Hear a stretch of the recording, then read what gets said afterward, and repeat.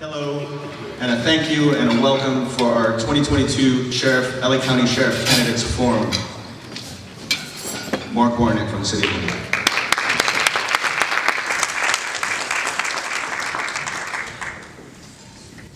Thank you, Marcelo, and this is a great day. This is the first time that the California Contract Cities Association has done something like this, and how important it is for us as elected officials from the California Contract Cities Association, because you know as well as I know that when we run for office, what's our number one issue?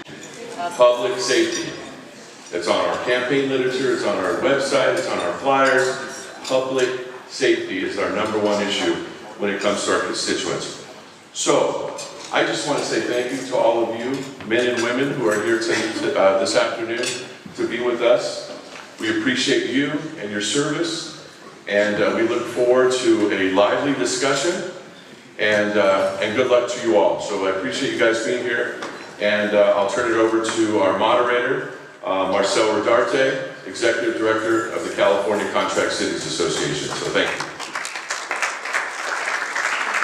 Thank you, Mark. As he said, I am the Executive Director, Marcelo Rodarte of the California Contract Cities Association. It's my honor and my pleasure to be your moderator today. I'm going to go over our ground rules, our format for today's forum, and I'm going to introduce you to our three panelists up front. From the City of Paramount, Councilmember Brenda Olmos. From the City of Norma, Councilmember Jennifer Perez. And City Manager of the City of Lakewood, Thaddeus McCormick.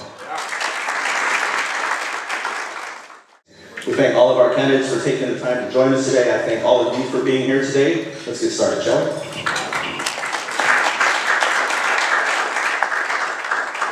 All right, no, we got to do introductions. Oh, that's right. Slow down a bit. You're making me rush. She's ready to go, she's excited. Okay, we're going to start from my left for the introductions. So, Cecil, you're up first. Thank you guys for having me. My name is Cecil Rambo. I'm a 45-year plus veteran of public service. I started in the 70s as a young kid, lifeguard, worked in Parks and Rec. After getting a degree from Humboldt State University in sociology, I joined the Sheriff's Department and spent 33 years in the department working everything from undercover narcotics to internal affairs at 2 different ranks. I also led the Sheriff's Department AB 109 Prison Realignment Committee on alternatives to incarceration and how prison realignment looked back in 2011. I was also the head of Community-Oriented Policing Bureau and a commanding officer at Contract City of Compton.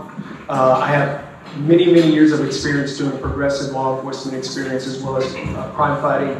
As division chief, I headed all of the gang operations in Los Angeles County, and some of the members on this stage actually worked for me when I was a Community-Oriented Policing Bureau captain, and where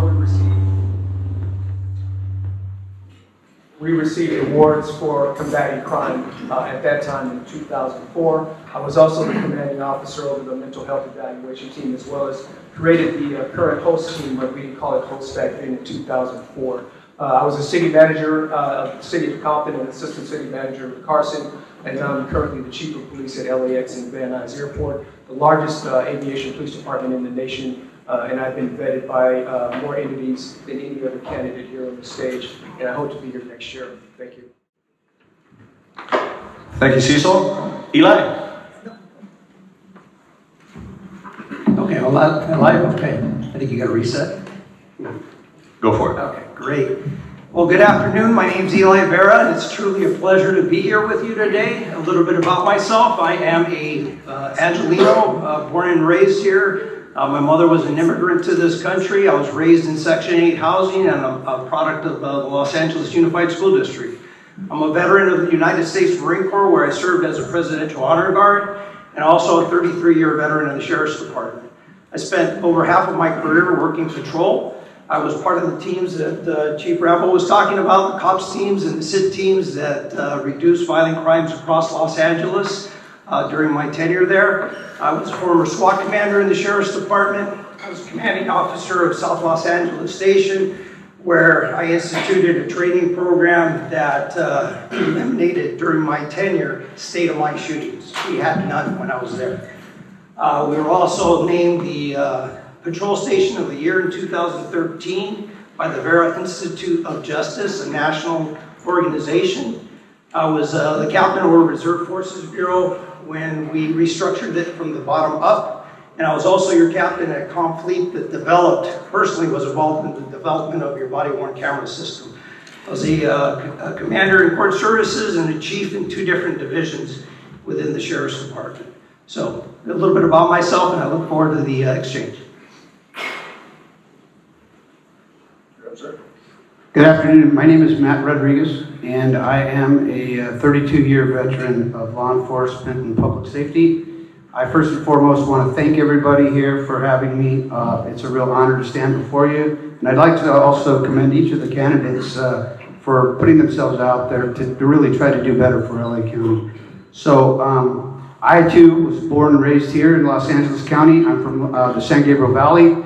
I'm the product of law enforcement family. My father did 32 years in the Sheriff's Department. My brother did 34 years. I did 25 years in the department. I retired as a captain, and I continued in government services. I went down to San Diego, where I was in charge of security for the entire transit trolley system. Then came down here to the Southeast and worked in the City of Commerce as a public safety director, where I met many of you, sat through many meetings, 5 consortium, casino-related issues, and had the opportunity to go to ContractCities quite a bit. I then carried on in my career, was in charge of security throughout MetroLink, the entire system for 6 counties, was an interim chief of police and then an assistant chief of police up in Santa Paula. I possess 4 academic degrees, a master's degree from USC, 1 from Cal State Long Beach. I have a bachelor's degree from UCLA and an AA degree from Citrus Community College. I look forward to getting a chance to speak about these very important issues today. And again, thank you for having me here. Thank you, sir. Chief Luna? Good afternoon. My name is Chief Robert Luna, and I'm very happy to be here. I'm happy to be in front of all of you, actually very humbled to be in front of all of you. I recently retired from the Long Beach Police Department after serving 36 years. During my career, I was selected to a variety of diverse assignments due to my integrity, leadership, and my temperament. I was promoted to every rank and appointed by City Manager Pat West, which a lot of you know, to Police Chief, where I served successfully for the last 7 years. Public safety is one of our most fundamental duties as local government officials. As a kid growing up in East Los Angeles, in a Latino working class neighborhood, my family and I depended on people like all of us to make sure there was public safety. As a chief of police in the 2nd largest city in our county, I managed 11 contracts, and my approach was very simple: to be a collaborative partner, treat everyone like a valued customer, and make your needs our priority. We were very successful because we focused on relationship-based policing, effective at addressing community priorities, and while evolving to contemporary police practices, which we all know are necessary in today's environment. If there was a Yelp review, I think I'd get a 5 for my work there in Long Beach. As your sheriff, I will be visible, accessible, responsive, and very transparent to you and every one of our contract cities and all the communities that we all serve. I will respect and identify your unique characteristics as a city. Thank you, Chief. Time's up. Sorry, I said I would stop you. All right, Sheriff? Good afternoon, everyone. Thank you for the opportunity to be here today. I'll make it real simple. The one and only reason you're here, or everyone here is on stage, is because the political establishment wants their sheriff back. They want to have a dependent sheriff who works for the Board of Supervisors, and everyone here to my left and right answer that call, that recruitment call. That's why they're here. Make no doubt about it. I'll tell you this, you're not going to get a good Yelp review when you let a city burn down in a riot. That's plain and simple. The fact is we're facing 2 major crises, homelessness and violent crime. And I had 86%, I have the endorsement of ALADS, and 86% of the membership voted. 68% of the membership of POPA voted to endorse me. That means I have a complete, solid support of the rank and file and the supervisors of the Sheriff's Department. And they are the people that are serving your communities each and every day. And I stand behind them and support them through thick and thin. When they cross the line, we're going to hold them accountable, because we also have to be concerned about the the trust of the community towards our department, and we have to make sure everyone is working and we maintain that high standard. That is exactly what we're doing. We're going to continue to do that. So thank you.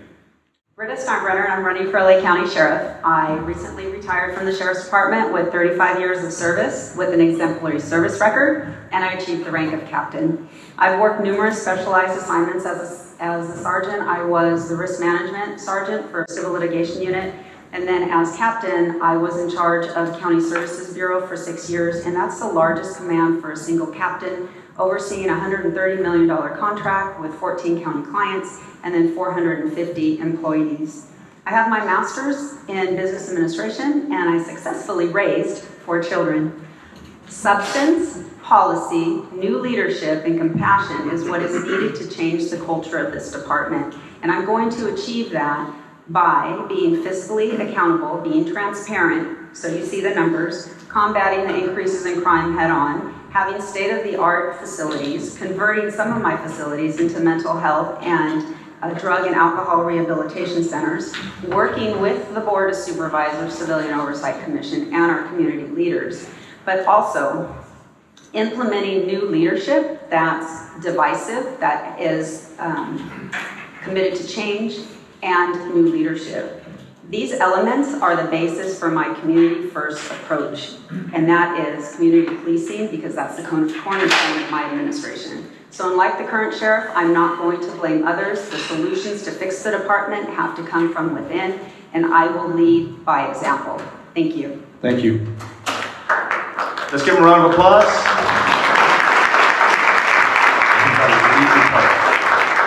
All right, now we're going to start with Councilmember Brenda Olmos from the city of Paramount with the first question. Brenda? Thank you, Marcel. I just wanted to say thank you guys all for being here today, and thank you for your service to our communities. We appreciate you.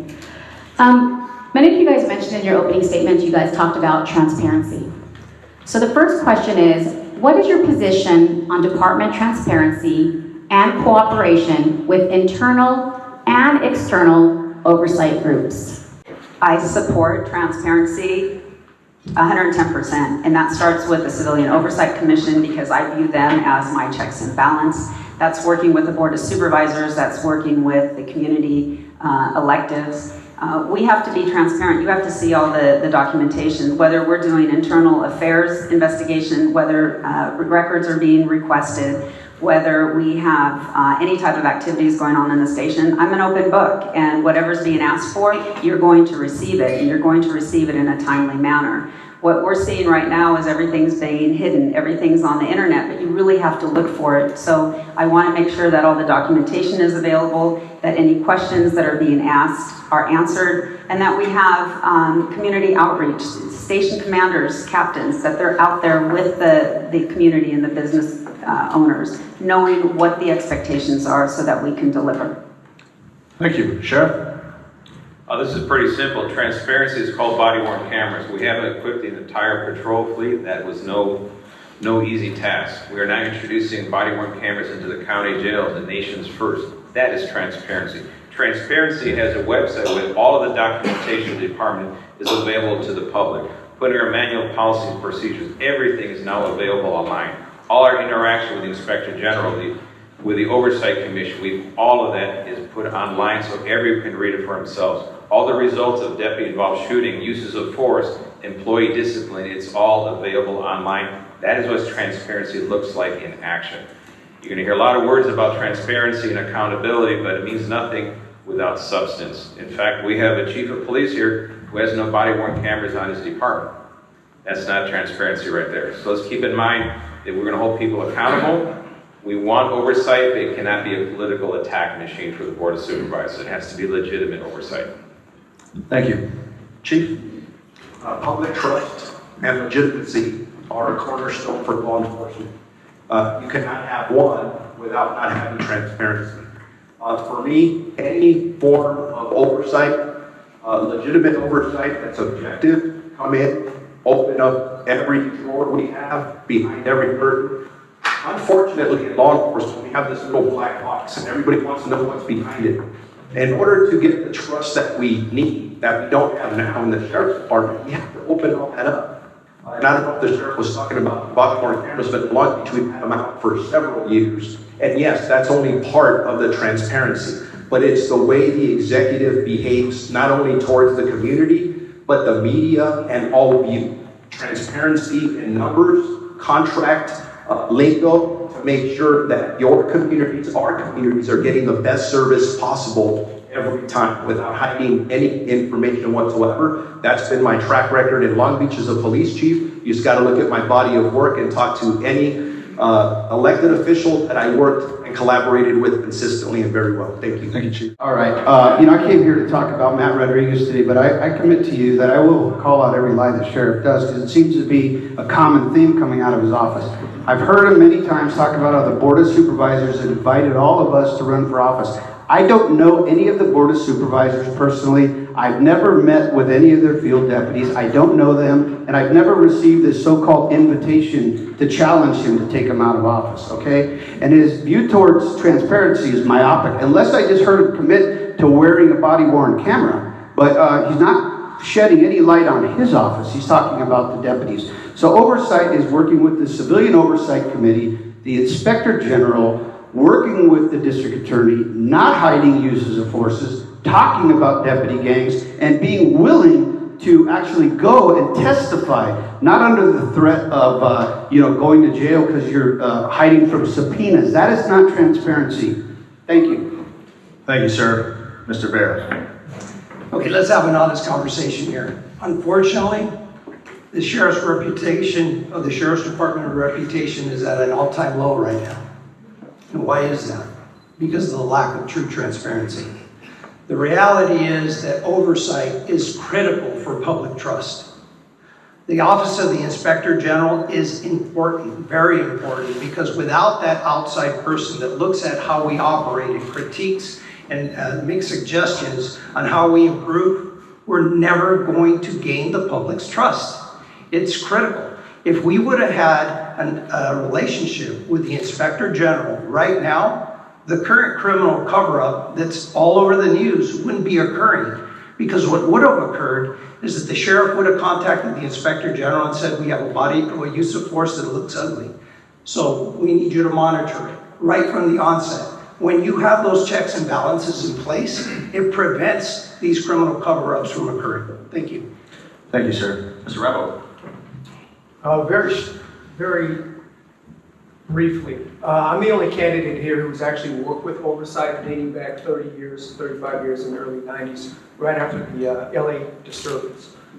There's a reason that Mayor Bob and Connie Rice are endorsing me, because I've always embraced and worked with oversight.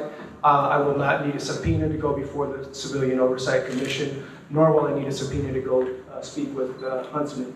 In fact, I've had conversations with Max. I know folks that work for him. I also work with the Office of Independent Review for most of my career as a manager in the Sheriff's Department. So oversight and working with partners that make the department more transparent, more trustworthy, and bring about public trust, I think is important, and I've done that for the last 30 years of my career. Thank you, sir. Mr. McCormick, you're up. We're going to start with you on this side, Mr. Rambo. Yes, thanks. So under the topic of liability, of course has become one of the largest concerns for contract cities, not only because of the impact it has on our residents, but because of the cost it imparts on us and our cities. Of course, the increasing anti-law enforcement sentiment around the country is only aggravating that situation. It's becoming increasingly difficult, in fact, to find insurance carriers to insure cities in this regard. What are your plans to reduce liability within the department and reduce the risk of major settlement and judgments against the county, in particular as it relates to contract cities? Well, as a former manager in the Sheriff's Department, as well as a city manager in a municipality, and understanding what the liability trust fund is and how that impacts municipal budgets, it begins with really training and making sure that we're looking at case studies and where we've lost large sums of money. Always use of force, traffic collisions, and anytime that law enforcement puts their hands on people, that's where liability starts taking place. So those are the kinds of training issues that need to take place, working with municipal agencies such as yourself, city managers, working with attorneys, that really going to bring about better service delivery in terms of how we actually interact. So working on de-escalation is very, very important. How we drive those vehicles is really important. And even now, when you look at what's going on with the vaccine mandates, I mean, we're not oblivious, or we shouldn't be oblivious, that someone will claim that people who refuse to be vaccinated gave them COVID or got them sicker than what they should have been. So there's a number of issues that revolve around risk management. All of it revolves around the Risk Management Bureau, which is in the Sheriff's Department, looking at where we're vulnerable and tightening up and reducing risk through training, policy, and action discipline if needed. Thank you, sir. Mr. Vera? Yes, once again, one of the biggest issues that we're facing, and I think that all the contract cities are facing, especially with the liability trust fund, is whether you want to call it station tattoos, deputy gangs, cliques, or a secret society. We have paid out an enormous amount of money because this practice has continued. So one of the things that I'll do when I'm elected sheriff, if I'm elected sheriff, by the grace to be elected sheriff, is that we will put an end to that practice, period, end of story. It has to go away. Number two, training. Training is critical. As many of you may know, currently the Sheriff's Department has the highest rate of trainee failures, patrol failures, in the history of the organization. Why is that? That is because we are not investing in our deputies and preparing them to go out to the field, which reduces and it kills morale and brings liability to all of you.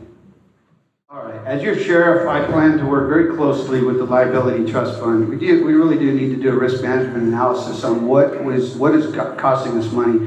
Currently what it is, it's traffic collisions, and there's things you can do to mitigate that. We have companies like FedEx and UPS that have very serious mitigation programs in place. You reward people for good driving. You train people who in remedial training. We also have to take a look at deadly force. We teach the deputies reverence for human life and the sanctity for human life. As your sheriff, I'll outfit them with more technology. I'll outfit them with de-escalation techniques and more or less lethal options. Also, we're looking at deputy gangs, something that our sheriff has refused to even talk about or go testify about. The reality of it is they're costing us a lot of money. It is an issue. These deputy gangs, subgroups, or cliques, or whatever you want to refer to them, they have to be dealt with, because when you do your analysis with the Liability Trust Fund, you'll find they're costing a lot of money. So that's my commitment to work with you on those issues.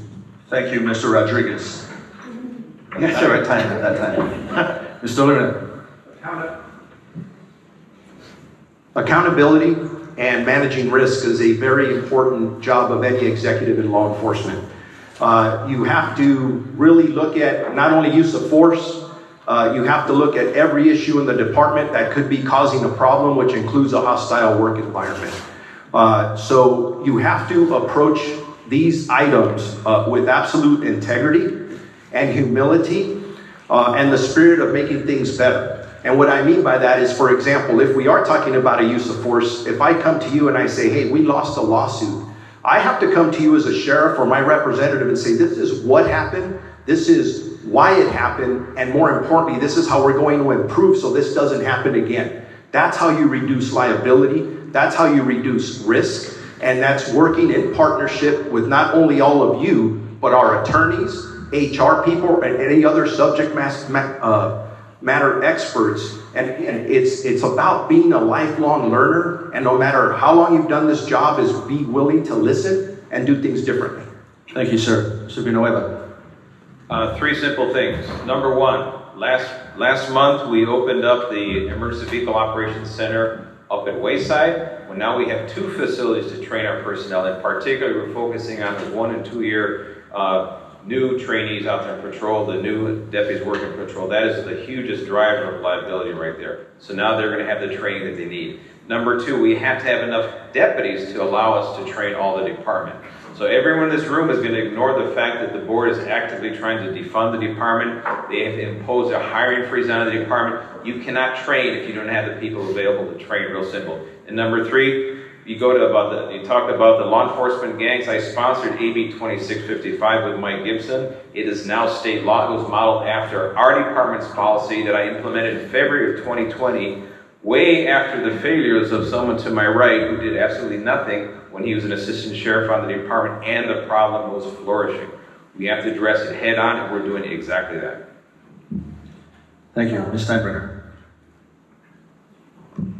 So I'll tell you what I'm going to do as sheriff, and each unit commander is going to be responsible for their station. We're going to have a risk management compliance lieutenant. They are going to liaison with contract law and contract city managers and the city council, and they're going to look at each case. Afterwards, there's going to be some corrective action or preventive measurement that takes place, because we have to train our deputies, and there's a lot of training that we're negligent in only because we don't have the abilities. But the station captain has to manage their station. And then we have to work with the attorneys, and we have to provide all the information. We have to do an extensive investigation, and we have to fight back sometimes. Sometimes we always say it's a business decision to not settle a lawsuit. Maybe we have to fight back so that the community knows that we're just not out here to give out free money.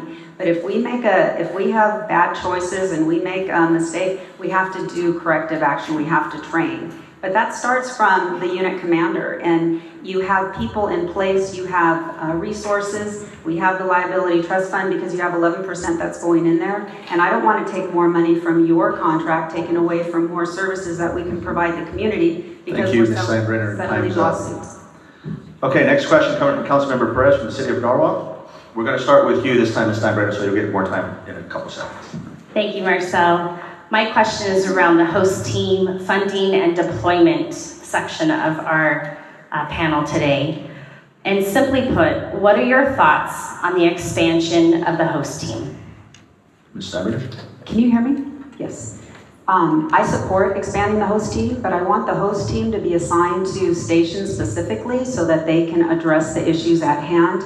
And with the team, I want to make sure that all the resources are with them so that they can handle it right there and not keep going back. And then also that we keep track of where these individuals are going. Because sometimes we have to reunite them with families. Sometimes they're mentally ill. Sometimes they're truly homeless. But we have to have all the services to correct the behavior so that they don't feel hopeless, so they don't feel that they're alone, so they hope that there's somebody that cares about them. Because 27% is drug and substance abuse. 25% of our population is mentally ill, but we have to grow it, and it's not all about a publicity stunt of what I can do, it's what we can do for the community to make it better. And I have a policy on my website that talks about what I want to do. Take Miraloma, reconvert that, have Men's Central Jail, make that a new jail plus a rehab center, also plus at Rancho Los Amigos. We have to have facilities to treat these individuals, not just house them. We have to give them the care to succeed. Thank you, ma'am.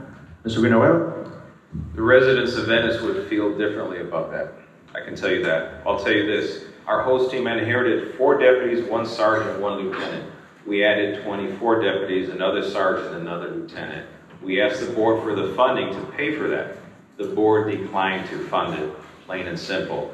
We need more. In fact, we need to double the size of the host team from what we currently have. We need to elevate to the level of an entire bureau commanded by a captain, because their job is so integral to the safety and the welfare of the entire county of Los Angeles. We are the #1 magnet of homeless in the entire nation. They're coming to LA County.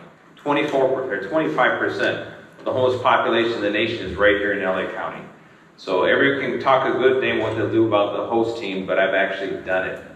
And we have them out there, and they're working with all of our contract cities, the incorporated communities, the unincorporated communities, and they're making a huge difference. 0 arrests, 0 use of force, and it's something that the rest of the nation is trying to catch on now. Thank you, sir. Mr. Luna?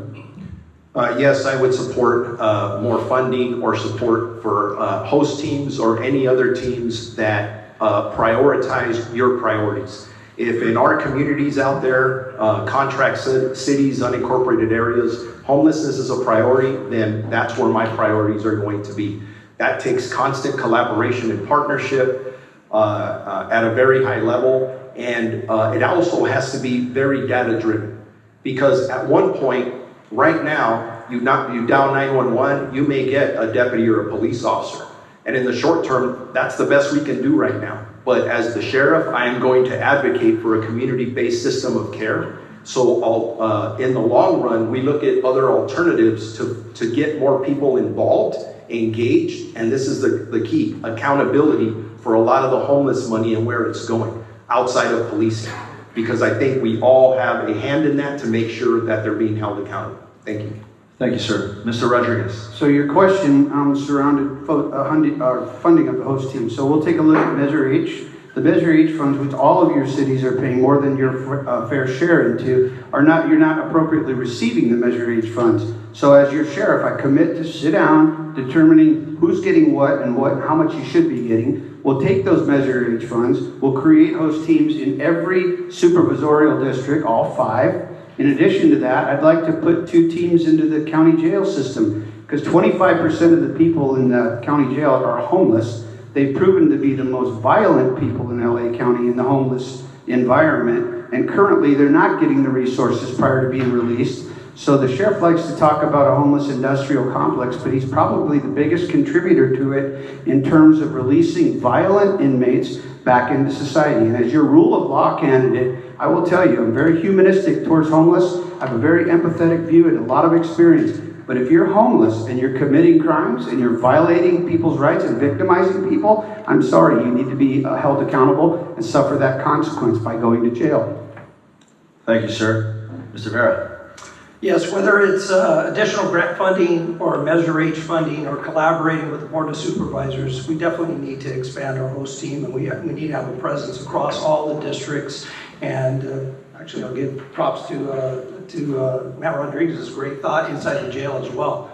But the reality is that our host team has been utilized for political purposes. If the sheriff were to be honest with you, he would tell you that his campaign manager, Javier Gonzalez, is the one that came up with this idea to utilize his host teams in the city of Los Angeles for re-election purposes, to gain financially for his campaign. I'm telling you, that is absolutely disgusting.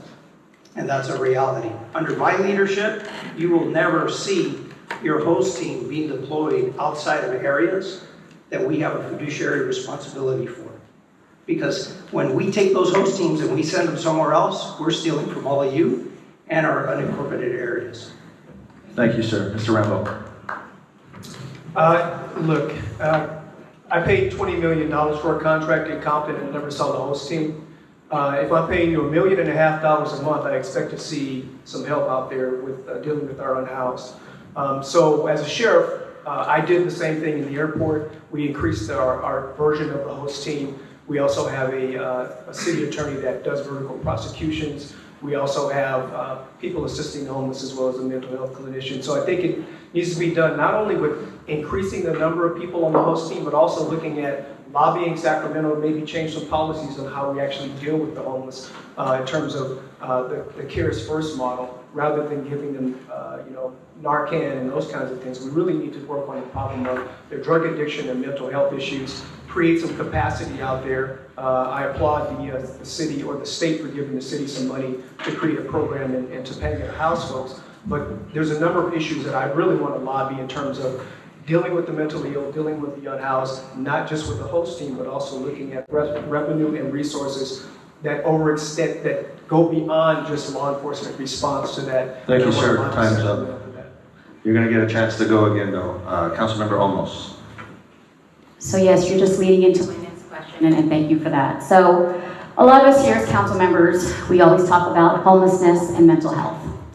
So what is your plan to increase the number of MET teams available in our contract cities? Well, I've been listening to the governor talk about the surplus in Sacramento, so you want to lobby for the dollars that are available for mental health and make sure we have capacity. One of the problems with the idea of dealing with the mentally ill out there is capacity. They will talk about not having law enforcement respond, but at the end of the day, if there's no one there 24/7, we're going to be the de facto response. And if that's the case, I want to make sure that we have ambulance services or mental health transportation so they don't have to be handcuffed placed in a car, maybe end up in use of force because it really sets them off, and it'll free up our deputies to actually do what they're supposed to do. So lobbying Sacramento for those dollars, making sure that the state has resources coming down to LA County, no unfunded mandates, and so we need to look at our lobbyists and make sure that we're getting our fair share of resources to provide services out there for the mentally ill, and that also includes housing and alternatives to housing. Thank you, sir. Mr. Vera. Yes, our med teams are critical. Let's face it, we've seen the situations occur over and over again where the lack of a clinician there has led to an issue where there's been human life taken. That's a significant problem. So whether it's through state resources or whether it's collaboration with the county or contract cities or even having regional teams in collaboration with our independent cities so that we have coverage across the county, that we could work together so that we will have these med teams that are readily available to respond. They're critical for the future of the Sheriff's Department and the future of law enforcement. But what are we seeing once again? Our med teams are being deployed in the city of Los Angeles. Well, when they're deployed in the city of Los Angeles, that means they're not available to all of you. And if they're not available to all of you, you just created a liability issue because there's no one there that can come, that can intervene and can de-escalate the situation. So. Thank you, sir. Mr. Rodriguez. Yes, we need to fund additional med teams through our alternatives to our incarceration funding. The med team's a tried and true program. I actually utilized it when I was a deputy sheriff, calling the mental health experts out into our situations in the field. I deployed them as a captain across the transit system with great success. Let's face it, the mental health crisis is the biggest crisis we have in LA County. If you've ever wondered whatever happened to the people that we were chasing around in 1990 who were using methamphetamine, I can tell you they have psychosis. They're either dead, they're in prison, or they're living on the streets. That's a fact. So we need to knock down the men's central jail. We need to build capacity for mental health. And we also have to have capacity for incarceration for pre-sentence and sentenced inmates. So yes, I do truly believe in the MED program, and I definitely think the funding is there, and that is our number one priority, to deal with this mental health crisis, because there's a very clear nexus between mental health and homelessness. Thank you. Thank you, sir. Mr. Lemon. Yes, I would support more funding or support for the mental evaluation teams. It's very critical. We all know that mental illness is one of the biggest challenges we face here in Los Angeles County. As a police chief at Long Beach, when I first started as a deputy chief, we had 2 teams. Before I left, it was up to 8 teams, and they're being utilized, and there's not enough of them. We have to advocate not only for the short-term problem solving that everybody's talking about here, which does include what we do in our jails, but I also, just like on my previous answer, we have to advocate for long-term problem solving here, which are alternative responses. Now, right now, in policing, we're doing it 24/7. But if you have to look into the future, what we're doing right now is not sustainable. You look at national best practices through major city chiefs or through PERF, and you look at what is working in other cities, such as Denver or other states, and the models are out there. We just have to have the courage to look at them, and then the collaborative efforts and skills to talk to our partners, and it doesn't matter who gets credit for it, as long as we provide in service for people in the field. Sorry, I wasn't watching the clock. Sorry, I should went over a little bit. I'll give you guys extra 10 seconds if you want it. Okay, my apologies. Mr. Villanueva? Yes. First, I can actually agree finally with something with Matt. We need to build up bigger capacity. But in reality, we have 36 med teams. We need to bring it up to 60. We asked for the funding from the board. Again, they declined the funding, but they have the money. Behind not just Measure H, but also Measure J, which was ruled unconstitutional. They removed $100 million from my budget.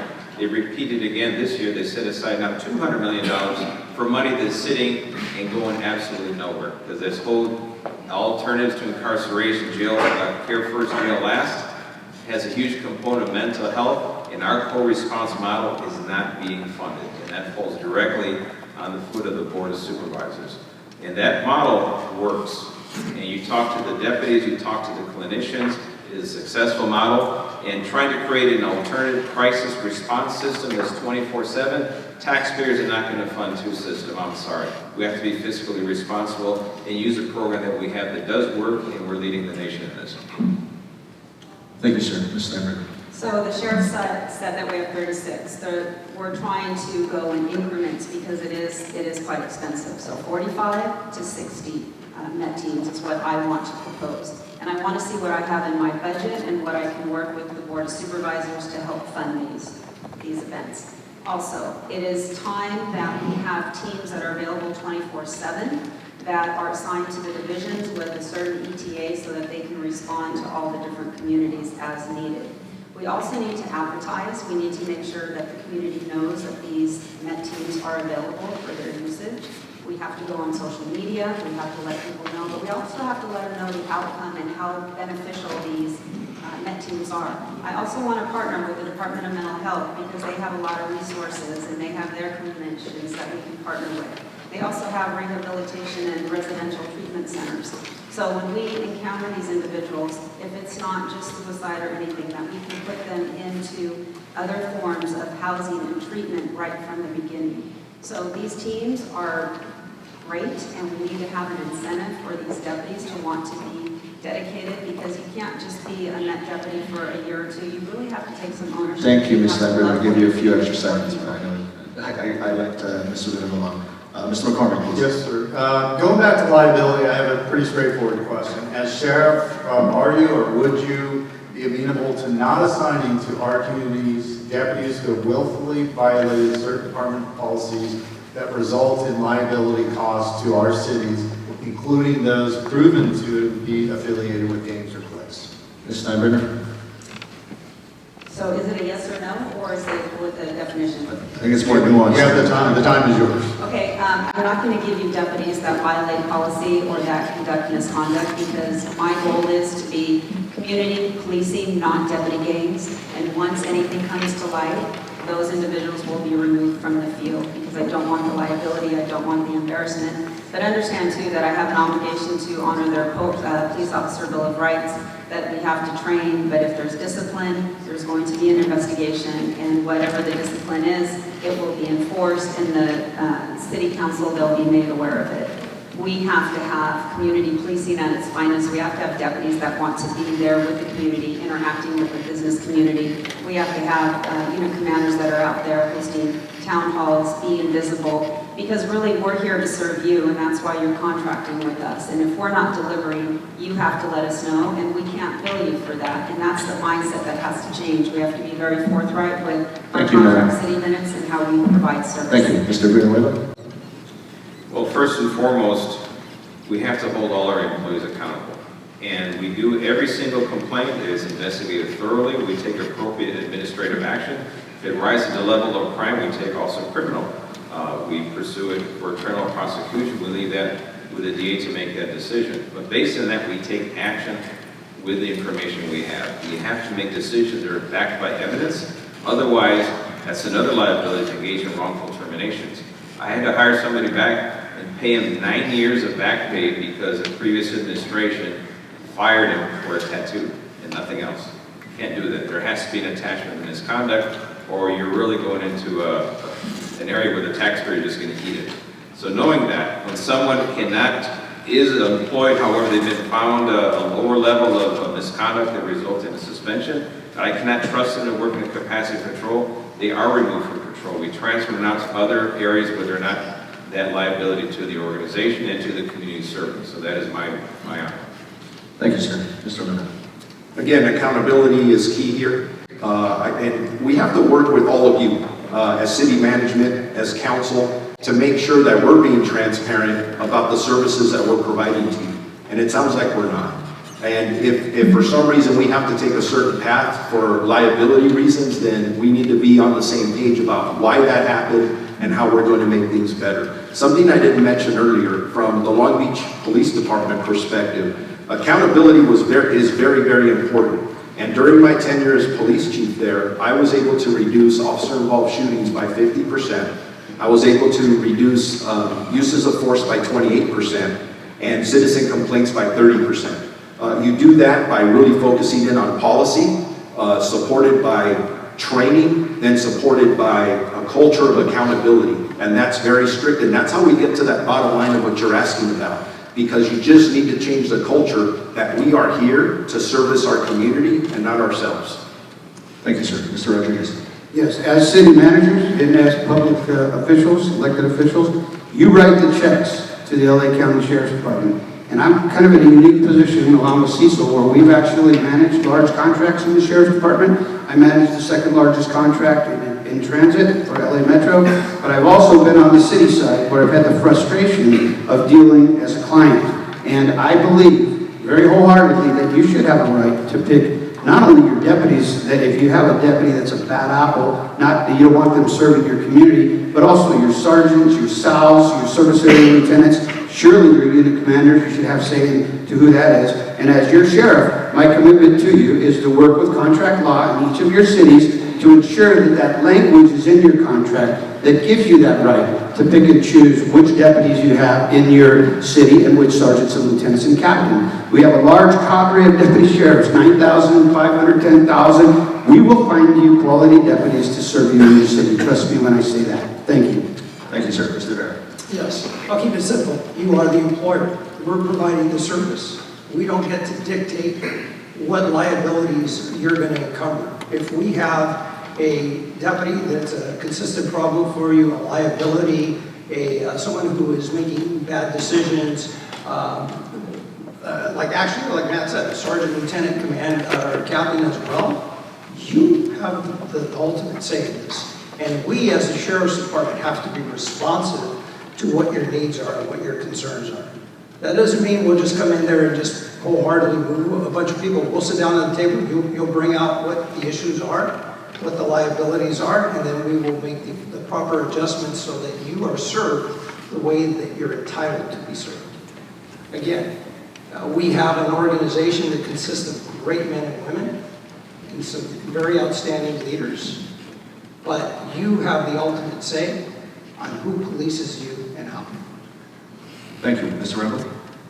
The short answer is yes, and it goes beyond just someone creating liability. We have an early warning system in the Sheriff's Department that I helped create probably 25, 30 years ago. So there are people who are rude, who do traffic stops, and have a number of complaints and certain behaviors that are troubling, not only to city managers and city council members who may have been on the recipient end of some disrespect, but then there's also, uses of force, traffic collisions, and other issues of liability. One thing that's important we always have to realize also is hours, wages, and working conditions, working with our labor unions within the Peace Officers Bill of Rights, and then also making sure that we're not transferring people from Lakewood over to Paramount. We don't want to pass this in a bad problem zone. So it begins with letting people know what we expect, letting the deputy sergeants and lieutenants know what we expect, letting you actually have some say-so into who comes to your station and who comes to your city, and then making sure we're not passing on bad apples to other parts of the county and other contract cities. So the short answer is yes. Thank you, sir. Councilmember Perez. Thank you. As a contract city, the relationship that we have with our captain and our lieutenants is the utmost importance to our elected officials and to our residents. A recent policy allows for city and county officials to interview and select station captains to ensure a good working relationship. What is your view of this process, and what would you do to improve it as sheriff? We'll start with you, Mr. Rambo. Well, it's interesting that it's touted as a new policy because when I was selected as captain of Compton in 2000, that's a process that we had. So that process is not new. I think that it's something that is should be ongoing and should be a practice, and then that city council members as well as community members should have some seat, some say and hear what the proposed unit commander will bring to the table or to the resources there. So it's not just council members; it's also those core stakeholders in the community that also should have some input, as well as those supervisors. Some of the cities have LA County unincorporated areas around them, so those supervisors should also have input also. Thank you, sir. Mr. Vera. Yes, having been a station captain as well, when I went through the process back in 2013, I interviewed with the particular city in Lawndale that was for me. and also with the particular board member. So there has been somewhat of a process in play, but I do believe it's critical that the sheriff collaborate very closely with their contract cities and with the supervisors for that area, so that in a collaborative effort, you can decide who is the best person that will lead your particular station. That is something that I'm adamant about, and I'll go a step further. I think that the captain position at the station level, once you select that person, if the sheriff's going to move that person, there should be a conversation with you on the forefront as to why that's going to happen. And lastly, most importantly, you have to plan for the future, because what happens is we promote your captain, you're left without, and you don't know which way you're going to go. So there has to be long-term planning in place when we're getting ready to make changes. Thank you, sir. Mr. Rodriguez? So again, I have kind of an encompassing experience in this. I was promoted to captain at the request and support of LA Metro. At the time, it was CEO Art Leahy and Deputy CEO Paul Taylor.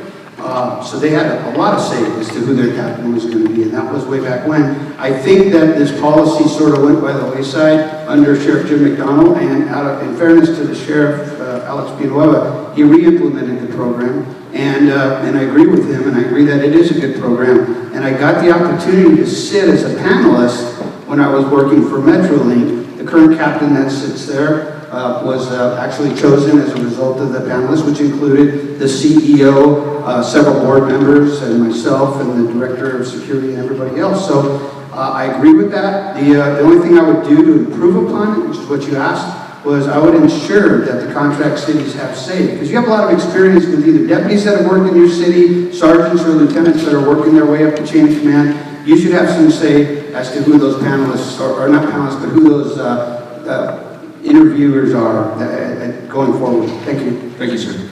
Mr. Luna? Nobody understands the community better than all of you do. You're elected to positions by walking blocks, going to neighborhood meetings. You know what the community wants and expects.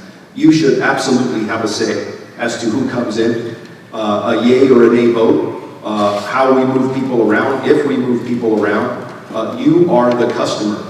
And think about this, what message are we sending not only to our community, but all of you, but even internal to our department, that you matter, what you think matters, how you operate, your priorities, everything that the community tells you, how are we going to get there? You absolutely are the customer, and at the end of the day, we should be communicating with you to make it happen. Thank you, sir. Mr. Villanueva? Well, that is my policy.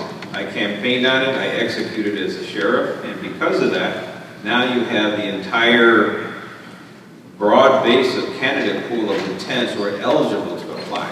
We set the standard, you had to have a 10 years minimum experience as deputy sergeant lieutenant in patrol. You have to have the education level. We have the top executives from all the group that applies. They reduce it to the top 10 candidates.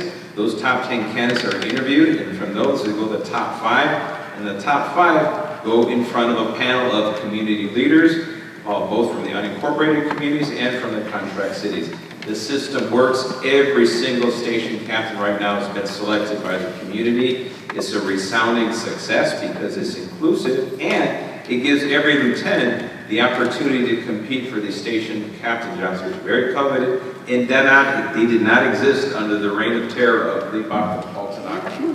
For those who claim that somehow it was a good process back then, it wasn't. Now it is. Thank you, sir. Ms. Steinberg? So I will tell you this process does not work because I applied to Lost Hill Sheriff Station and I was told I was not qualified. And then it was COVID, they weren't selecting, and then they selected South Sarah. So my plan for you is we're going to meet. There's a vacancy. I want you to let me know what your resume expectations are. That resume will be sent to all applicants that want to apply to your station. You will look at that resume. You will say, I want to interview 5 or 10. You will interview them. We will have a member, an executive from the department on the board, but ultimately you will have the last say. It is not the sheriff. Yes, I give you my input. Yes, I'm going to vet them to make that sure that they're qualified applicants. But it's your city. You have to have a leader that you can relate with, that you can talk to, and that you can partnership with. that we have policies, but we're getting a new sheriff. So we're gonna have new policies in place. But it starts with your input because you are my client. I see that at County Services Bureau where I have to work with my client, and if they don't like something, then I have to work with them. I don't want to lose contracts. I want to make them better, and I want to increase the relationship. Thank you, ma'am. Councilmember Ramos? So in a lot of your responses today, I kept hearing the word improving the service for the community. So let's talk a little bit about community policing. So what does community policing mean to you, and how will you implement community policing in the contract cities? So I wrote a policy on community policing because when I grew up in the department in 1987, we had community policing. And it starts with ownership. The captain has to take ownership. We have to have deputies that are out in the community patrolling, interacting with the residents, interacting with the businesses. They have to have meetings. They have to attend town hall meetings. We have to have an investigation process to where you feel certain that we're going to do the right thing and investigate with a civilian team, a civilian panel, because we don't need deputies investigating deputies. There has to be a pledge that we're going to work together, that if there's an issue, it gets brought to our attention and that we handle it. And also with deputy rotations and moving personnel around, that we have that buy-in. We've got to motivate deputies to go out there and do the right thing for the community. Having visible patrol, high saturation patrols, having crime task force when there's an issue, that we can be out there policing and keeping the community safe. And then having that exchange of input and attending community events, having after-school programs. Thank you. Thank you. Mr. Villanueva? Community policing is real simple. It's about building relationships. Since I took office, we said to put a new policy together where now every deputy assigned to patrol has to work 4 years in the same community. That is building relationships, one by one. It also involves valuing what they do in patrol, because now part of your career stepping stone is your service to the community. That is how you're measured. How well you serve the community indicates how well you're going to advance within the organization. That is extremely important. Community Advisory Council, that is part of community policing. Doing 95 town halls across the entire county of Los Angeles, that is part of being community policing. That is being accessible. My expectation for every unit commander is that they're actively doing engagements with the community. They have their own advisory councils at the station level. They have the neighborhood watches, coffee with a cop. We're doing all of these things. Our youth activity leagues, and now we're trying to get them reopened, hopefully with the proper funding. So we're well on our way doing exactly what community policing is supposed to look like. Thank you, sir. Mr. Lynn. You refer to it as community policing. I refer to it as relationship-based policing. At the end of the day, it's about friendships and partnerships. And for me and my own values, because of where I grew up in East Los Angeles, I look at the foundation of policing being a true partnership. And you have to look at the community as not only as a partner, but yet you're doing what you're doing with their consent, with their cooperation, because nothing works, whether we're talking about crime, homelessness, because at the end of the day, it does come down to foundational policing. As a chief in Long Beach, we made national news for the right reasons when we implemented our neighborhood walks program, where you look at a very violent reporting district, get police officers out of the car, engage with the community, and their only mission in life was to get to know people's first names, their kids, play ball with the kids. Those are the things we talk about when we're talking about relationships, because at the core, when we talk about public trust, that's what we're talking about. People want to know who their police officer, neighborhood, or beat officers are. Thank you, sir. Mr. Rodriguez. Yes, community policing is built upon trust. And I was working at Carson Sheriff Station when the first model of community policing was rolled out under Sherman Block. And I remember the community-oriented policing team going door to door and doing surveys of the residents and asking them what their top priorities were. So it's about relationship building, it's about trust, it's about volunteers on patrol, it's about block watch, park watch, and having law enforcement appreciation days like we did in the Southeast, and bringing everybody together to air out your grievances, and again, consistency. Everybody in this room should know the deputies by their first name. This should not be a mysterious line of work. It should be something built on trust, transparency, openness, and willingness to work together to solve the community's problems. That's the essence of community policing. Thank you, sir. Mr. Vera. Yes. Trust, relationships, obviously all critical issues and important for community policing. One of the things I'm most proud about is during my tenure at South Los Angeles Station, the relationship that we built with our communities. Our relationship grew to be so strong that when we had a major issue or a controversial issue, the biggest advocates for the station were the community members. When we had outsiders come in, the community was the one that stood up for their deputy sheriffs. Because I value tenure in the station. You have to have tenure by your deputies and your sergeants and your lieutenants and your captains to build those relationships, to invest in what's needed. You have to have that balanced approach in policing. You have to invest in your kids. You have to develop those programs. That's how you start to build trust. That's why my wife and I were foster parents, because we decided we were going to invest heavily in the children in those communities that we were serving. It's that relationship, it's that trust, it's that working together and responsiveness that really defines what community-based policing. Thank you, sir. Mr. Rambo. Well, I ran the Community-Oriented Policing Bureau, and I was also the Regional Community Policing Institute Command Officer for the state. And I have extensive, experience working with community-oriented policing. And it's all of these things, it's relationships, and it's understanding that there are sub-communities within your community. There's faith-based communities, there's advocate communities, and so making sure you have a relationship with them and making sure it's part of the core values of your organization. I've worked with someone in this room who helped organize 4,000 volunteers in the Sheriff's Department and realizing that it's really a community effort all across the county of Los Angeles and making sure that people understand each other and have relationships with each other, not only just in their communities, but also other communities that have similar issues. So it's working with those stakeholders in the community, bringing about problem-solving issues by incorporating their input into those problems, and then making sure that your captains are really on board with that, as well as your sergeants and lieutenants. And it's really all about relationship building and valuing people's input. Thank you, sir.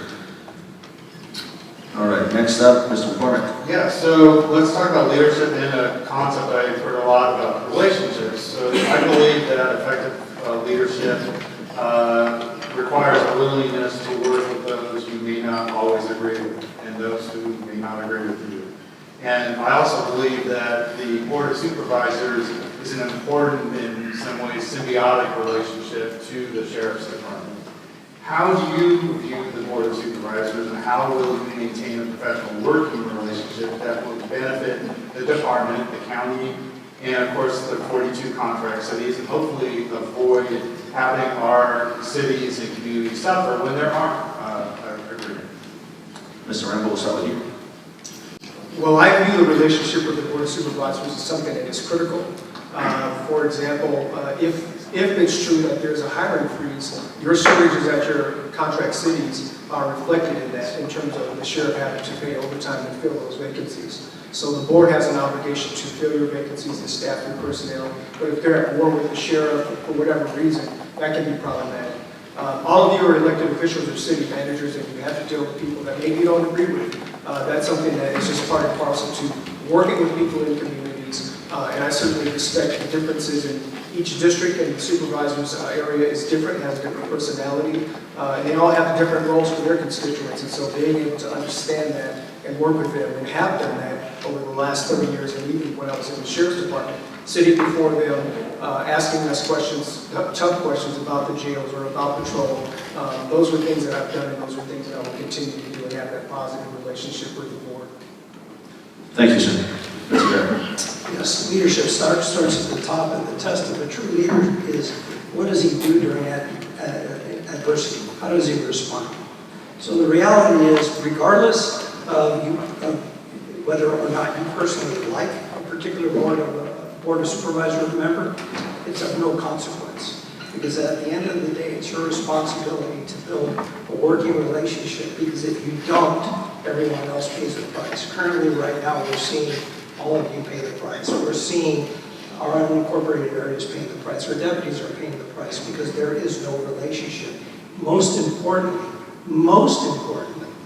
What kind of example are we setting when the sheriff doesn't respond to subpoenas? Why does he even need to be subpoenaed? What are we teaching our deputy sheriffs? What we're teaching our deputy sheriffs is to challenge anyone who disagrees with you. And I can't tell you of a worse thing to be teaching our folks. Because if you teach them to look for an enemy combatant, then who is the enemy combatant all the time? In this situation, it's all of you. And that's a problem. Thank you, sir. Mr. Rodriguez. That is, you're absolutely right. There's not always going to be consensus between the sheriff and the board of supervisors. But as your next sheriff, I'm going to walk across the street to the Hall of Administration with the biggest olive branch they've ever seen in their life and tell them I'm here to work with you to refund this organization, to retrain this organization so we can fully outfit it to deliver a quality service. You know, the sheriff has said that he's been defunded and there's a hiring freeze and he's the only department, and all of that is true. But the one question that he fails to ask is why? Why have they done this to you? I worked for Sherman Block, I worked for Lee Baca, I watched Jim McDonald, I saw Sheriff Scott. I have never seen a board of supervisors that is completely anti-public safety, anti-sheriff's department, and the question is why? Why on the sheriff will they not fund the sheriff's department? Who's suffering? The men and women that are working 120 hours of overtime each month, and everybody in this room and everybody that lives in LA County is suffering because of this acrimonious relationship between the sheriff and the board. Thank you. Mr. Luna. You began your question about talking or asking about leadership, and I believe leadership is fundamental to the end of the question, which is, for me, I'm a man of integrity. I think about other people. It's in service of others. And I have high emotional intelligence, which means I can walk in a room, and even if I don't get along or I don't agree with you, I'm going to find a way to find common ground. And that's what I did in Long Beach as a police chief for the last 7 years with my mayor and council. There were times where we didn't disagree or couldn't agree. Behind the scenes, publicly, we're about providing trust for our government. When they reduced my budget and took a lot of police officers away, not once did I ever blame anybody in political office. I just rolled up my sleeves and figured out a way to do it without making anyone look bad behind the scenes, and I still got the job done. But at the end of the day, as your sheriff, I'm going to absolutely get along with every government official, including the Board of Supervisors. I'm a bridge builder. I don't build walls. We serve the people, and that's who the priority should be. Thank you, sir. Mr. Villanueva. Well, I can tell you this, I have a good working relationship with two supervisors, Janice Hahn and Catherine Parker. I have three supervisors that ideologically they are driving the defunding of the Sheriff's Department and law enforcement, the authors of Measure J, putting it on the ballot. All these alternatives to incarceration, every single measure you think of to defund the department. Right now, I'm missing 2,208 of my personnel directly tied to curtailments and a hiring freeze. That impacts all of you, it impacts our ability to provide safety to your communities. And if someone thinks here on stage that, well, if I show up, they're just going to be nice to me, it's driven by ideology. I never spoke to Mark Ridley Thomas since I took office. He refused to speak to me for 2 years at all. So that's what's driving this defunding movement. So if you're ignoring the elephant in the room, well, yeah, go ahead. I'm pretty sure you'll be very comfortable being the puppet sheriff, but I'm here to represent the people. Thank you, sir. Ms. Steinbrenner. So as part of our responsibilities for County Services Bureau, we had building security for all the buildings in downtown, and I worked with and around the Board of Supervisors for the last 6 years. I was responsible for what was going on. And here's the thing, I work well with all of their executive staff, with the board. The Board of Supervisors, they'll have my cell number. We will work together. They'll have a plan. So when I need a budget increase or when I need additional personnel, there's going to be a plan that shows how I'm going to fund it, the justification, and as to why. The Board of Supervisors is not defunding us. They're just managing our budget because we do not have a CFO. We lost the CFO on day 2 of the Sheriff's administration. Even I, as your sheriff, am not a CFO, and I cannot solely manage the budget. So we have to work together, and if we don't agree with something, there'll be a timeout. We'll take a day or a couple hours off, and we'll re-engage. You don't give up. You don't call people's name. You don't be disrespectful. This is a partnership, and you don't air your dirty laundry out in the public. Thank you, madam. Councilmember Perez. with you, continuing on the topic of leadership, why don't you tell us how your leadership style differ from the other candidates vying to be our next LA County Sheriff? Ms. Steinberg. So I'm a team leader. I work together, and that was very evident with County Services Bureau, because in 2015 when I took it, that bureau was the island of the misfits. That was the dumping ground for our employees that didn't work well together. Let's move 6 years forward. The bureau has thrived. Personnel want to work there. They're promoting. They're moving on to specialized units. It's countywide. I'm dealing with 6 hospitals, 85 libraries, 320 county buildings. I'm dealing with department heads. So we're working together, and I'm a leader through action. I'm a leader through making sure everybody's in the know and that we partner. And if we make a mistake, we have 5 minutes to get through those emotions. Sorry, I didn't even start the clock. I thought I went. I'm checking my notes here. Apologies, Ms. Steinberg. I believe that was 60 seconds. I do agree, leadership is action. As a young deputy, I led the charge to actually eliminate smoke from all of our custody facilities. I was 2 years on the job. I led the challenge when there was union corruption back in the late 90s, early 2000s. And because of that, ALAS today is a much better organization. I led the challenge against the Baca Haltonaka's corruption way before it became the popular thing to do. At the risk of my career, that is leadership. And now as sheriff, none of them would take the step and go onto the Venice boardwalk and start addressing the homeless crisis. That takes leadership. Going to Brentwood, clearing up the homeless encampment there, defending the entire county of LA against the onslaught of civil unrest, the rioting, the looting, and everything that happened. Other agencies suffered. Fairfax District, City of LA, Santa Monica, Long Beach suffered because of lack of leadership. But because we actually took over, took charge, we saved the county from despair, and I think that is exactly what you're supposed to do as sheriff. Thank you, Mr. Luna.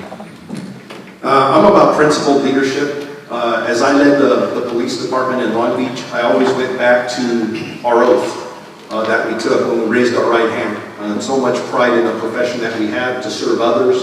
I also, on the other half of that, really focus on community. The community, cooperation with the community, and how we interact with the community. That's a foundation for everything that I have done. But I do find a way to balance how to provide a safe community between taking care of your employees, communicating and collaborating with people, and that's everybody across the board, not just people you like, and to get things done at the end of the day, because we have to remember that we were elected or going to be elected to serve the people. And it's about them, not about our own emotions. You cannot lead with emotions. You cannot react. You have to respond. And remember, you're doing it for other people. Thank you. Thank you, sir. Mr. Rodriguez. Leadership is about taking responsibility and being accountable for what's occurring in your area of responsibility. So when you have a 100% increase in homicides, you have a 100% increase in violent crime, exploding homelessness, you don't go into other jurisdictions and you don't call people architects of failure. That is not leadership. Leadership is not about going into the city of Los Angeles so you're the most popular man in the city of LA during a mayoral race. That's not leadership. Leadership is taking care of your contract cities, taking care of your unincorporated areas. Leadership is about relationships. It's not about the blame game. That's the reality of leadership. Thank you. Thank you, sir. Mr. Vera. Yes. There's a reason why the LA County Professional Police Officers Association endorsed me recently. Those are all your sergeants, your lieutenants, your captains, and your commanders. Those are your professional staff members. The reason they did that is I'm a proven commodity. Wherever I've gone in the sheriff's department, I've led from the front. I've led as an example for our deputies on what to do, what not to do. Because I've built relationships with everyone I've come in contact with. I embrace those who critique the sheriff's department because I realize that those folks need to be addressed, they need to be listened to, and they make us better. And I show our deputies that, guess what, we really have to stop from the us versus them mentality. For the criminal justice system to work properly, all components have to work effectively. Whether it's the public defender, the DA's office, or the sheriff's department. Your sheriff has to be a professional that brings civility, back to the table and that shows your deputies truly what it is to work with others and lead from the front. Thank you, sir. Mr. Rambo. Well, leadership in a nutshell, it requires courage and integrity, and as many of you know, having to testify against your boss is not easy, and there are people inside the organization right now that are suffering from that very leadership trait that they're doing with this sheriff. One of the things I will tell you is that I lead from the front, I lead with integrity, I lead with the courage, and I was selected for leadership positions not once, not twice, but 3 times, based upon my energy, my work ethic, my integrity, my loyalty to the organization, loyalty to the profession, and loyalty to the people that work for me. There are people on this stage who work with me. We work very well together because I'm collaborative, democratic when need to be, autocratic when I have to be, and I'm decisive. Even in the face of unpopular decisions, to just not make a deputy or an employee happy, it's really all about the integrity of the organization and who we are, what we stand for, and that is the kind of leadership that I have. Thank you. Thank you, sir. All right, next question, Councilman Olmos. Thank you, Marcel. Okay, we're going to be moving on to the topic of police reform. So with the growing anti-law enforcement sentiments nationwide, do you feel police reforms are crucial? First question. If so, which reforms are most crucial to you? Mr. Rambo, you first. Yeah, I think, look, when I came to Compton 22 years ago now, one of the things that was really concerning was they were afraid that we were going to mistreat the public.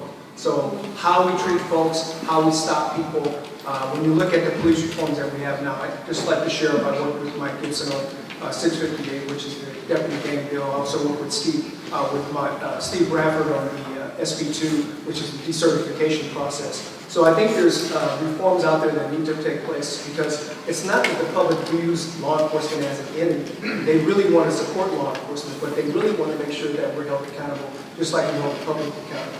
So there's some accountability measures I think that need to be put in place sensibly with everybody's well-being in mind. And then also how we treat people on a day-to-day basis, how we treat them with dignity, humanity, and with the respect that everybody deserves, regardless of whether they're in Willowbrook or whether they're in Malibu. Thank you, sir. Mr. Vera. Yes. This gets back again to trust. I think that the driving factor behind a lot of the issues that we're seeing in police reform is the lack of trust that folks feel towards law enforcement. And that's why I think that transparency is so critical. That's why I worked for 3 years on your body-worn camera system. Because now we have the opportunity to not just say, okay, somebody is making this allegation and we may feel, that this is proper and improper. Now we have the technology to actually look at how we're policing our communities. We don't have to guess it anymore. We can pull those body-worn camera encounters and look at how our practices are and see if we need to make any adjustments. We shouldn't hide from them. We should make them public. That's what's going to make us better. And when we start building those relationships, I think it will lower the temperature, and I think at the end of the day, people will say, okay, if we start to have some level of trust in the organization, we can move forward. Thank you, sir. Mr. Rodriguez. So let's go back to the summer of 2020. On the heels of the tragedy of the George Floyd murder, I was sitting back on the sideline watching this, and I was reflecting back to, the Rodney King riots. When I was there, like many of these men and women on the stage, and I was just thinking back about why has law enforcement not progressed? Everything else, we have electric vehicles, cars that drive themselves, an MRI that used to take 45 minutes gets done in 10 seconds now. Why have we as law enforcement not progressed? And that's really one of the driving forces behind me being up here today, is to create a new model of law enforcement, one that takes us from gladiators to guardians of this community, one that takes us into a role of peacekeeping as opposed to driving law and arresting our way out of problems and really violating the rights or terrorizing people of color. So I want to implement the policy of respect on day one, where we treat everybody responsibly, ethically, sensibly, professionally, empathetically, civilly, and transparently. We will build a model that will be emulated across this country. Thank you, sir. Mr. Ritter. To answer your specific question, police reform, is it necessary? Absolutely, 100%. Law enforcement is evolving quicker now than it has in years, specifically in the last several years. I keep on going back to my examples as police chief in Long Beach, where I transformed our policies, our training and accountability, and I talked, and I'm going to just repeat it really quick, that I reduced officer-involved shootings by 50%, uses of force by 28%, citizen complaints by 30%. But here's the key, it also reduces lawsuits and liability. That's the key that goes with this, is so important. How did I do that? I developed an early warning system that gave us a red flag when employees were having some difficulties. Community input into our use of force policies. I literally got a very diverse group of community members who came in, looked at our use of force policy, and we allowed them to change it. That's community input. I developed the Office of Constitutional Policing. That office, I hired an administrator. Their sole job was to come in and look at everything we do and make sure that we do it within the national standards or beyond. Thank you, sir. Mr. Villanueva. It's pretty simple, really. You have to hold people accountable. The reforms I've put into place since I've taken office are just that. The law enforcement click subgroups, the body-worn cameras, the 8 can't wait drive. We already had those elements on the department's policy. We made them firm. Duty to intervene, duty to cooperate, whistleblower protection, policies prohibiting retaliation. All these things are in effect now that were not in the past. Because in the past they were allowed to fester. That's why, in fact, under the command of someone else to my right, you had Operation Pandora's Box. When you were the number 3 ranking person on the department, and all the disaster ensued, yet for some reason, if you were in charge of it, yet now all of a sudden you're not. So I don't buy that at all. You have to do reforms, you have to make sure they're enacted, and you have to hold people accountable, plain and simple. I've terminated more people than I care to. That's 144 to date, disciplined over 900. The information is on the website, so see it, and that's exactly what reform looks like. Thank you, sir. Ms. Snyder.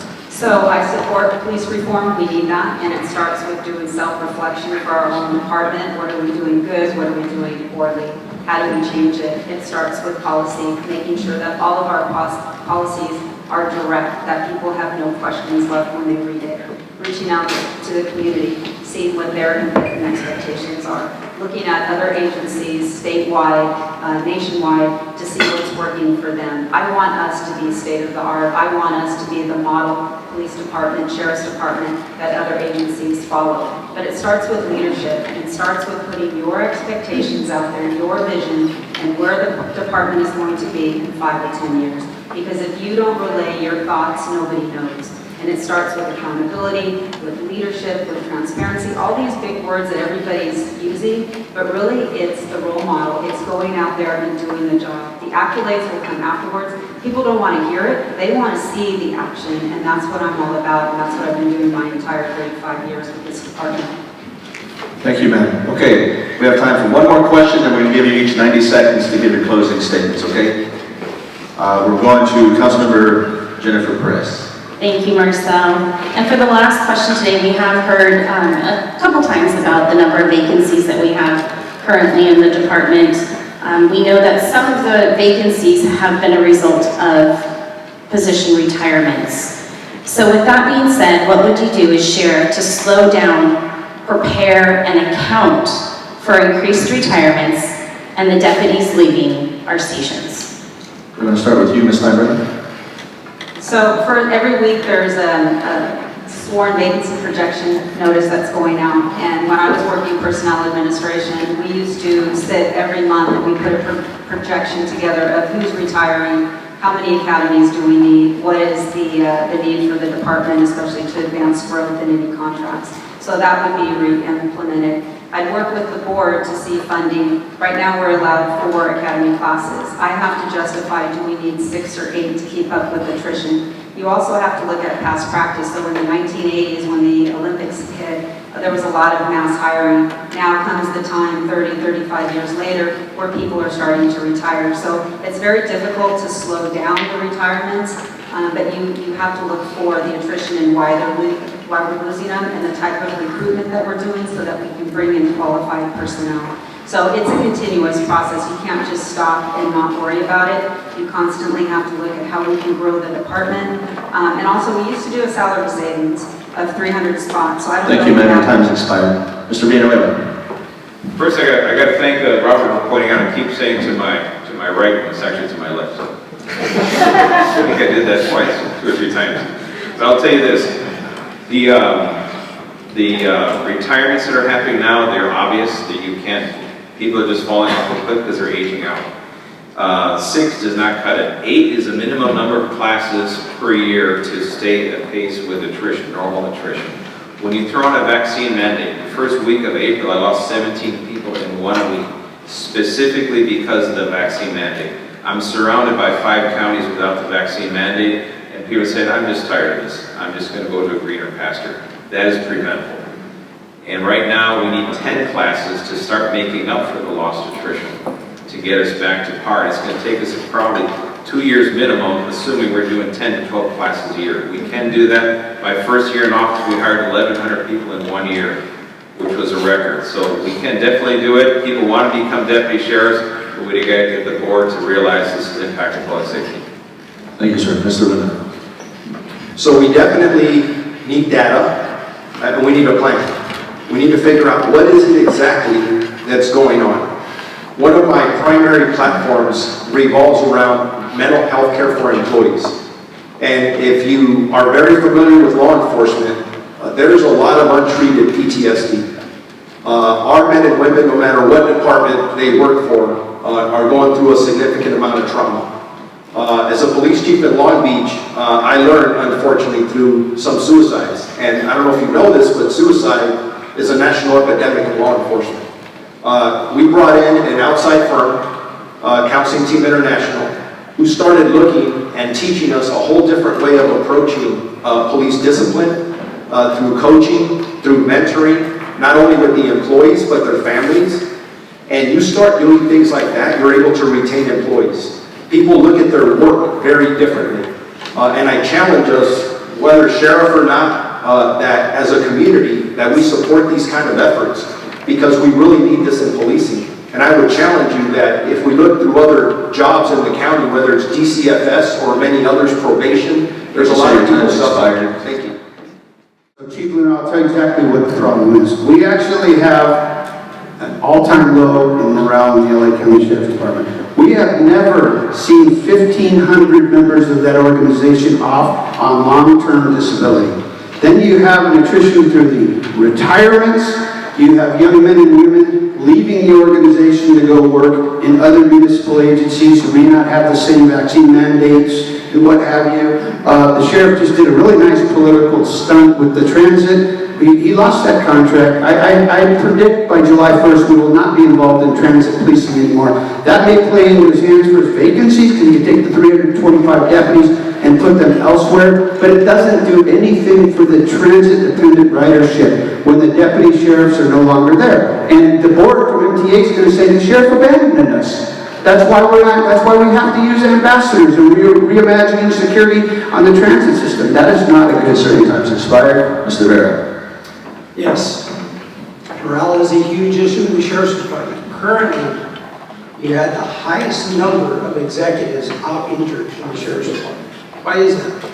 Because they don't want to work for them. Morale is at an all-time low. Deputies are leaving this organization, not because of the COVID mandate, because at the end of the day, there hasn't been a single deputy that has been terminated as a result of the COVID mandate. They're leaving because they see the infighting. They see the lack of professionalism. We haven't bought a radio car in over 4 years in the Sheriff's Department. That is poor leadership. And that's why they're leaving this department that I love, that we all love. We need a sheriff that is a professional, that can come in day one and rebuild that relationship with the board. And I guarantee you that when that occurs, you're going to see the shift, and you're going to see the department start to thrive again, and we'll be able to hire and maintain our contracts. Thank you, sir. Mr. Rambo. So recruitment is something that is always in the forefront of any law enforcement agency. It's something that we all struggle with, and we have struggled with for quite some time. So continuous recruitment is very, very important. Selecting qualified candidates is very, very critical in the future. So stopping and starting recruitment is very, very difficult. And so you look at succession planning, as many of the candidates talked about, and then what are happening not only just locally, not only with COVID, but what's happening in world issues. So once the war broke out, I had my staff at the airport take a look at how many reservists we have that might lose to deployment in the future. So it's anticipating all the needs that you don't think will impact you and making sure that you plan for the future for those. And then lobbying your board. Right now, they should be in budget discussions, if not already in budget discussions, to talk about what are you going to do with your next budget.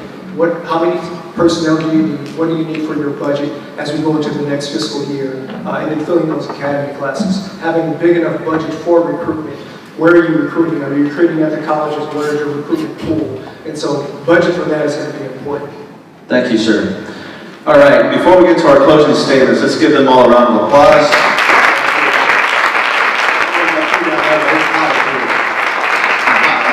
But it's pretty warm up here. So we're going to start with you, Ms. Steinbrenner, for your closing statement. You will each have 90 seconds to give your closing statements, okay? All right, please. So I am not your candidate that comes up here and tells you about my resume, how many accolades I have, how many endorsements I have, or how much money I've raised. I'm going to be the sheriff known for my policy, my being solution-oriented, and my ability to work well with others. We have had 33 male sheriffs who've had the opportunity to turn this department around. But instead, we're waiting. Everyone promises you reform, rebuild, reimagine. But I think now it's time for a woman to step up, to be the next county sheriff, and to fill those shoes, to change the culture of this department. We still have favoritism, nepotism, the good old boy syndrome, which still continues today. The community deserves a county sheriff's department that's going to take care of them, to provide an environment where they feel safe, secure, and welcome, whether they live or work in the county. But that starts with leadership. That starts with working together with everybody and not being out here self-centered and just thinking about me, what I can do. I had several deputies that asked me to run for sheriff because they believe that I am firm, fair, and just in everything that I do. And I call myself the fixer, because as a captain I went to SIB, Sheriff's Information Bureau, to realign our media relations. Then I was tasked with putting the Community Partnerships Bureau together so that we put all the volunteer units under one umbrella, and now County Services Bureau that I was at for 6 years. I love Thank you, ma'am. That's your so time. much, so thank you. Thank you. Mr. Villanueva. Well, I want to thank everyone for attending and listening. It was kind of a long series of questions, but I'll tell you this, one of the things I'm most proud of in my time in office, I've shattered every single glass ceiling. In fact, candidate Britta reports to a female chief when she wasn't working, who had to report to a female assistant sheriff. I promoted 3 female assistant sheriffs. That's about more than all the other sheriffs before me combined. I had 6 of my 12 division chiefs being female, another historic first. So I don't believe in diversity as just checking off the box of your window dressing. I actually put people in position because they're the right person for the right job. We're giving people the opportunity to succeed, and we're holding everyone accountable. That is leadership. And another thing is, this job of being sheriff, you're the sheriff of all of Los Angeles County, not the parts of it that are conveniently politically for the Board of Supervisors. That is very, very important. You cannot rest on your laurels. Well, I'm the sheriff. Well, I see one city within the 88 cities of LA County is burning down and people are suffering and literally dying on the streets. That is not leadership. If you cannot roll up your sleeves, point out what's wrong, and let's get this going. Let's work together. This election on June 7th is going to be very, very, very important. It's going to be a referendum on the failed policies of the political establishment of today. Their approach on homelessness and violent crime are dead wrong. We need to change course to save lives, to get the county back together. My goal is to make LA livable for everyone. Thank you. Thank you, sir. Mr. Luna. We need change. We need to go in a different direction. I'm the only candidate standing up here that comes from outside the Los Angeles County Sheriff's Department. That means I've never worked there and I don't work there now. And that's the change I'm talking about. I'm also the only candidate up here who comes with the experience of running a very large municipal police department accountable to my community and my elected officials. And as a matter of fact, during my tenure as chief, I won 13 different awards for humanitarian work, volunteer work, and my leadership. Normally, chiefs don't get things like that. I'm also the only candidate up here who has experience elected and re-elected to the Major City Chiefs Association, where my peers elected me because of my leadership abilities, the integrity I bring, and the work I bring every day to our city. I said this earlier, but I'm going to repeat it. I have proven leadership with integrity, successful bridge builder, which you absolutely need in today's political environment, with years of executive experience in governing. And governing is a lot of the questions you were asking us about, is how do you engage, how do you get along, how do you make things happen for the community that we serve. So when you think of me, think about the sheriff for tomorrow, not the ones in the past or the one that we have now. Thank you very much. Thank you, sir. Mr. Rodriguez. So we have two competing interests that are really affecting our community right now. One is skyrocketing crime, violent crime and homicides. When you have people like Mrs. Avant being murdered in her home, the UCLA student being murdered in her place of business, the nurse being murdered on the bus bench, we have a problem. It's a skyrocketing crime. The competing issue with that is a decrease in arrests by the deputy sheriffs. 40% decrease in arrests. So my job as your next sheriff is to unhandcuff these deputies, okay? I'm going to unhandcuff them, and I'm going to encourage them, and I'm going to motivate them to get back out to work and do what they're trained to do, and that's to enforce the law and hold criminals accountable for violating the law. And I don't care whether George Gascon files the case or not. I've signed the recall petition. I'm the only one other than maybe the sheriff. And it was convenient for the sheriff to sign this thing, but where was he when Jackie Lacey was in the political fight of her life? Where was he when Black Lives Matter was breaking her front door down and her husband had to come out with a gun to protect themselves? The sheriff was nowhere to be found because he believed in George Gascon, not only because he's Latino, but because he's progressive. So as your rule of law candidate, against George Gascon, against mask mandates, against asking you whether you've been vaccinated, fighting against deputy gangs, and working with people collaboratively to fix this homeless crisis. Thank you, sir. That's your time. I apologize. I didn't start the clock, so I was fixing it. That's okay. Thank you. Thank you. Mr. Vera. Yes, so I would be remiss if I didn't address the current criminal cover-up that the sheriff's involved in. Even if you were to believe his made-up timeline, you cannot get away from the fact that per his own admission, he initiated and completed an administrative investigation that revealed no wrongdoing by his division chief and his assistant sheriff. What changed? What changed was 2 weeks later, this video becomes public knowledge. And somebody has to fall as a fall person. And he chooses the two highest ranking females in this organization to pressure into either being demoted or retiring immediately. Now let me ask you this question.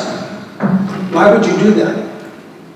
You would do that because you know very well that a retired employee is not subject to respond to an administrative investigation. If you're interested in getting to the facts and the truth, why would you push them out the door? Why would you intimidate them, bully them into retiring? We have a significant issue, and you have a big challenge ahead of you. And at the end of the day, I'm running for sheriff because I'm that professional leader, the proven commodity that will bring people together. We'll stand up when we need to, but we'll get this department going back in the right trajectory. Thank you. Thank you, sir. Mr. Rambo. At the end of the day, character counts. I've worked with everybody in this room for a number of years and have proven leadership, proven integrity, demonstrable leadership throughout not only the county of Los Angeles, but also the city of Los Angeles and municipalities within LA County. It's important for us to really move away from just attacking the current sheriff and identifying why it's important for me to be the next sheriff of LA County.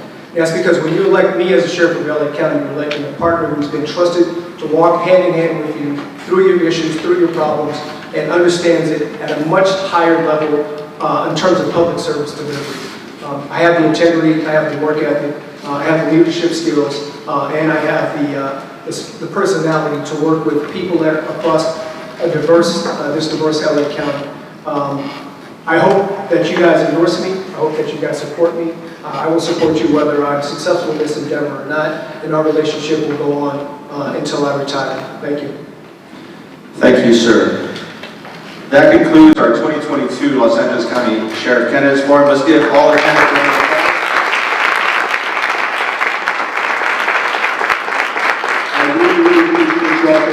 Busy time out of your busy days. I know how busy campaign season get. Many of you out in the audience know what it's like to be up here during a candidates forum. It's not easy to answer questions on the fly. Thank you to our lovely and wonderful panelists here. Let's give them a round of applause.